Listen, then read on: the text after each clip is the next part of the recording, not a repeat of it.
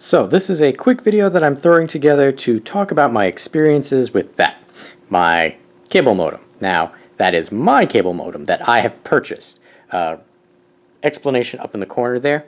I've had the modem for probably 8 to 9 months now, and I've run into my first issue, not with the modem, but with my ISP. And I knew that this would happen eventually, but I didn't realize the trials and tribulations that this would be. So what I'm going to do is I'm going to explain what I went through when I had an issue with my ISP and speeds and packet loss. I'm going to explain all of that, but I'm letting you know that having your own modem, while beneficial, can run into these types of issues, and I'm going to explain how you can handle them yourself if you run into something similar to what I did. So in my case, the end of 2017, probably about December, I noticed that I was getting speed reductions. Now, this is after my ISP once again increased my speeds. I was at 65 megabits per second. They increased the base tier to 100 megabits per second, and that's when I started noticing the issues, which is why I knew it wasn't my modem, even though I had run several tests on the modem. And again, by default, the easiest thing to do is to reset your modem, and that should take care of your issues. In my case, I had reset it and it was still giving me problems. So then I started digging. So first thing I do, and what I'm going to recommend, is using a speed test to figure out what's going on. In my case, I use testmy.net. Now this is just bringing it up on my cell phone. They have a website that I would recommend using. The reason I use this one is they have a historical graph, and if you have an account and run this on your computer, you will see this over time. So this will be your first step in arguing with your ISP, because you can say, hey, I was getting these speeds. I've been tracking this. Here's my data.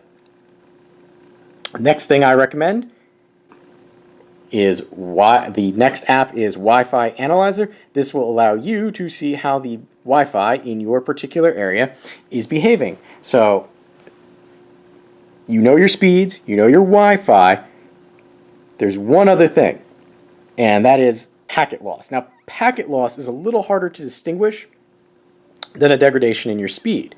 In my case, I didn't really notice it. Well, I noticed a little bit when browsing the web, but I thought that was a speed problem. I didn't notice it until I was playing games on my computer where I saw rubber banding or lag spikes where I was just jumping all around instead of a smooth, normal gameplay. That's when I really knew that I had a problem, and that's when I also determined that it was packet loss. Now, again, the easiest way to determine if you have packet loss is a handy app. This is called Thing. It's an Android app or iOS app, and you can get it on your phone. What you would do is you come down to Tools, and then up here you enter the IP address or domain name of a website that you wish to ping. So in our case, we are going to google.com because you can't really overload their servers, and then we go ping.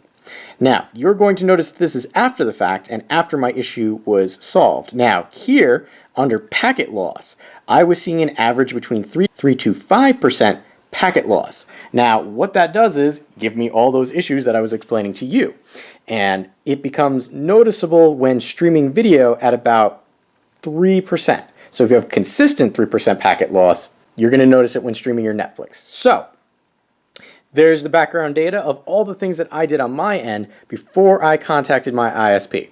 So after being on hold for 30 minutes with your lovely local ISP, they asked me to read them the MAC address at the bottom of my modem, which I did, and then the tech proceeded to reboot my modem. And I told him, hey, I have done this several times before.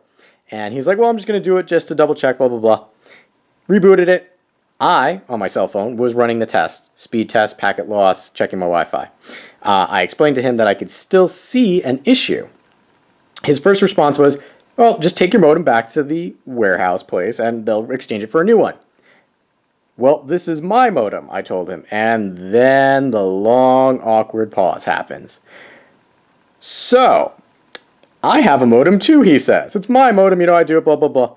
He proceeds to reboot my modem 2 more times to try and fix the issue. I explained to him that I'm still experiencing packet loss, and that the packet loss and speed degradation that I was experiencing did not happen until after they increased my speed of service. Not after I increased the not after I got a new modem, after they did changes on their end. Well, after arguing, shall we say, for 10 to 15 minutes, they agreed to send a tech out to my house at the charge of like $75 just to have them show up, and then exponential charges after that depending on what they needed to do.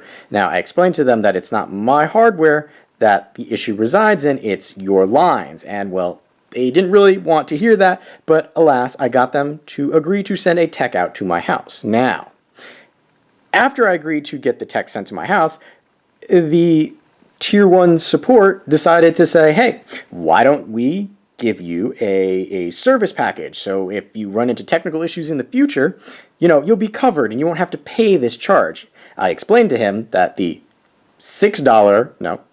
the $7 a month service charge for a protection package was more than it would cost to rent the modem, in which case I would just rent the modem and just send the tech out, and if he fixes the problem, then I won't have problems going further into the future.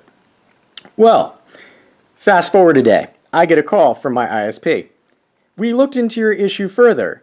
Keywords: degradation of signal, degradation of speed, packet loss. If you say those, they will assume, and in my case I knew what I was talking about, but it will help you sound better prepared to argue with your ISP, and they'll look into your problem, chances are. In my case, they looked into the issue, and it was not my hardware. It was not the lines to my house. It was the underground lines that were servicing my general area. So this was a widespread issue that nobody had picked up upon until I called them. Now, other people in my area probably were having a similar issue, but it was because of the way that I use my ISP that I picked up on it first. So, yay, great. It's not my problem. You're not sending a tech out, and you're going to have to dig up the street. Great. So, different side of the house than the people who are calling me. Fast forward 3 months. That's right, 3 months is how long it took them to rectify the issue. 3 months of going back and forth. Every now and then, they used to give me daily calls, and then they turned into bi-weekly calls. And then just finally, I got a call while I was away on vacation saying, you are still experiencing an issue. We will contact you once it's resolved. Literally 20 minutes later, the issue is resolved. Please test your systems and tell us if there's any problems. Sigh. This, sadly, is what it's like if you own your own hardware. I'm not trying to discourage you from owning your own hardware, but just know the ISP is going to do everything in its power to put the blame on you in some way, shape, or form. Go in there with the tools I talked about. Those 3 tools will help you in being prepared to go argue and or talk, depending on how you want to do it, to your ISP about issues that you may have. Again, happy I got this, not happy I had to deal with the ISP telling me that it was my problem when it was originally there. But I'm not going to sugarcoat what it's like to own something like this. I'm giving you information. That's what I like to do. I'm giving you unbiased opinions. So that's what it was like. My ISP has finally fixed my issue. It wasn't my hardware, but it was 3 months of aggravation. Still would have been 3 months of aggravation even if I was renting the modem, because it wasn't the modem. But that's what it's like. Be prepared to fight if you have problems with your modem. If you have any questions or comments, please leave them in the area below. And as always, thanks for watching.